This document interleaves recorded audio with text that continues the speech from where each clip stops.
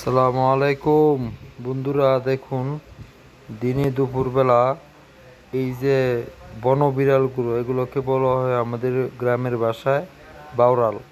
আসলে এগুলো হচ্ছে বনবিড়াল। এগুলো ধান ক্ষেতের ঝোপে ঝাপের নিচে বসে থাকে এবং মুরগার মুরগার বাচ্চা পেলেই কিন্তু থাবা দিয়ে দইরা নিয়ে খেয়ে ফেলে। এই সিজনে আপনার প্রচুর পরিমাণে মুরগা এগুলো কিন্তু নাই হয়ে যায়, বিভিন্ন ঝোপঝাপ থাকে। যার কারণে এই যে এইগুলো দেখেন কিভাবে ঘোরাঘুরি করতেছে, এগুলো কিন্তু প্রচণ্ড ক্ষতিকর। তবে এগুলো যদি ইঁদুর বেশি বেশি পায় তাহলে কিন্তু মানুষের পশু পাখির উপর আক্রমণ খুব কম করে। এছাড়া কিন্তু এগুলো প্রচুর ভয়ঙ্কর।